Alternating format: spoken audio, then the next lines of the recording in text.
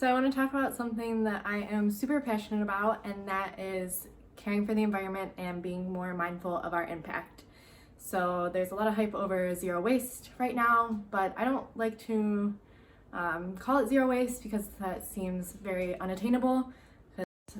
We live in a world where it's extremely difficult to do zero waste.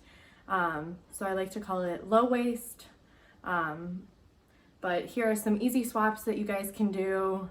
Some of them you might already be doing, but here's just a few more. So I think the first thing that I really started with was reusable bags. So just doesn't have to be as fancy as this. It can be something free you got in an event somewhere.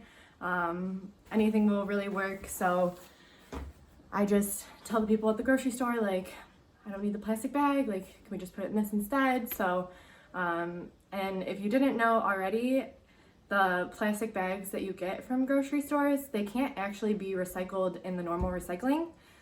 They have to be recycled in a very specific way and taken to their own separate bag recycling place. So you might see in front of some grocers, they have this bin where you can put the plastic bags, and that's actually the only place that those can be recycled.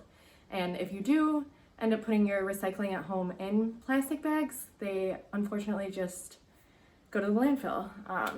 So there's that if you didn't know already. Another super simple swap is reusable water bottle. So this is definitely another one of the first ones that I started with. I like to think,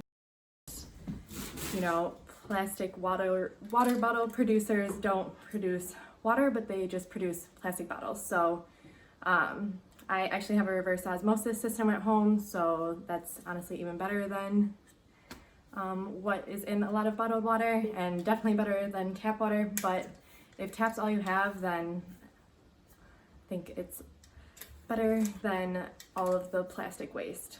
So another one is reusable coffee cup, and it doesn't have to be as fancy as this. It can really be anything, but a huge amount of waste comes from takeout containers and takeout cups. So if you just go inside instead of going through the drive-through, you can bring your cup and they'll fill it up for you. And a lot of places will actually give you a discount if you have a reusable cup, so that's another cool plus. Some other things I started doing too is reusable utensils.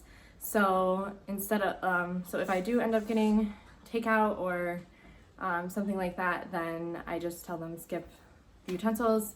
And I always make sure that I have them on hand. So I have this little fancy bamboo set, but again, you don't need something, you don't even need to go out and buy something at all. You can just use regular silverware from your house.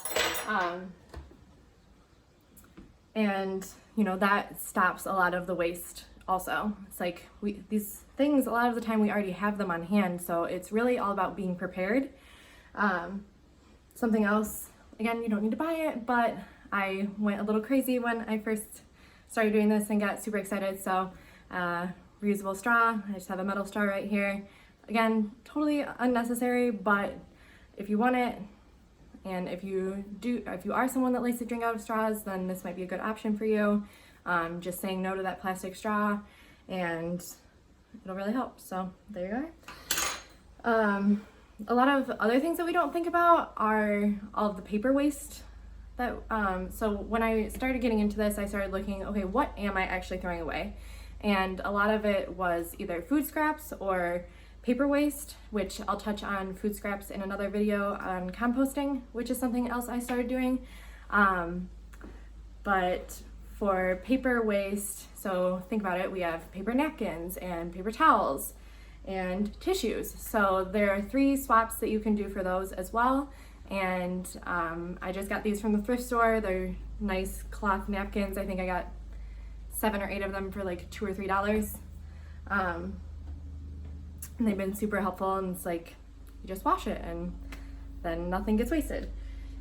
And then something else that I've tried to do, so like I said, I noticed there were a lot of paper towels in my trash can, just using kitchen towels. So, and they don't have to be pretty and they're going to get dirty, but you know, you just throw it in the washer and that saves a lot of waste. It's crazy. I use it to clean up spills and to clean up the countertops and all of that. So it's been really working out well for me.